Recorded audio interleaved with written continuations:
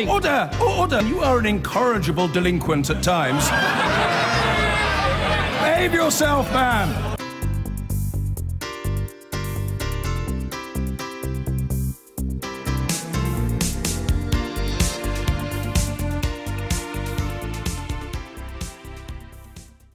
Well, now a row has broken out in the Labour Party after an MP was told to publicly back Jeremy Corbyn by his supporters, who have won control of her local party.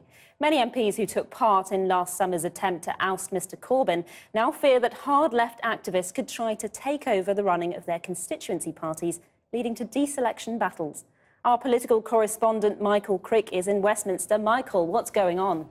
Well, the MP is Luciana Berger, who resigned from the shadow cabinet last summer in protest at Mr Corbyn's leadership. Her party is Liverpool Wavertree, who held their AGM earlier this week, and all but one of the officer posts were won by Corbyn supporters on the left. And immediately afterwards, one of them, Roy Bentham, came out and said Luciana needs to get on board quite quickly. She will now have to sit round the table with us the next time she wants to pass a no-confidence motion in the leader of the party. She will have to be answerable to us. A threat there that if she doesn't toe the line, she might be sacked by the local party. Now, it has to be said that Mr Bentham's remarks have been disowned by the other officers in Wavertree, but they chime with what other people on the left have been saying recently. Only today, Chris Williamson, who recently got into Parliament as an MP, a close ally of Jeremy Corbyn, said there are MPs in this party who think it's their God-given right to rule. No MP should be guaranteed a job for life. Now, right now, the rules on reselecting MPs are stacked very much in favour of the sitting MPs, but the left wants to change those rules, possibly at this year's conference, possibly next year. It's not clear whether the balance of forces would allow them to do so. But if they did change the rules and made it easier to sack MPs, people on the left say it's all about accountability. But the MPs are worried it will shackle them, and they're worried it would distract them from their primary task of attacking the government here at Westminster. Michael Crick in Westminster. I'm joined now by Chris Williamson, who Michael mentioned there. He's a Corbyn loyalist MP. He won back his Derby North seat this year after losing it in 2015. Chris Williamson, here we are, months from the election, one in which the Labour Party really managed to have something of a comeback, and already are at each other's throats. Well, I don't agree with that, and I think Michael's indulging in a degree of hyperbole there. I mean, all in Liverpool Wavertree have said, the members there, is that they feel that the MP needs to, as it were, be accountable to the members, and that's not unreasonable. I think in a democratic organisation, it's perfectly acceptable, in my view, for the people who put themselves forward as Labour candidates to actually have the confidence and support of the members in the party in the local area. That's not out of the way, I don't think, and so perfectly acceptable thing to do. All this talk of deselection, all that's complete nonsense.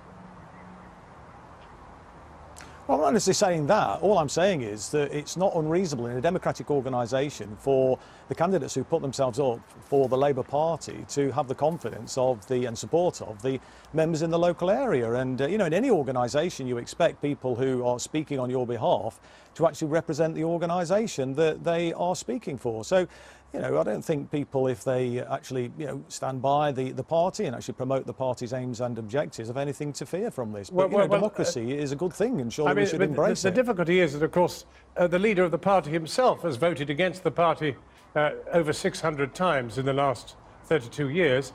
I mean, he's not been asked to express a sort of vow of loyalty or indeed ever been threatened with deselection. What's new? You know, I think what you're getting confused there with, John, is Jeremy voted against the leadership in the Parliament at the time, and I think if you actually ask the views, canvass the views of members on things like the war in Iraq, on privatisation, hang on a minute. On no. I mean, what's fees, the distinction between social security? What's the distinction between loyalty in Parliament and loyalty in your constituency? I mean, he was not loyal in Parliament. Well, because it's the members.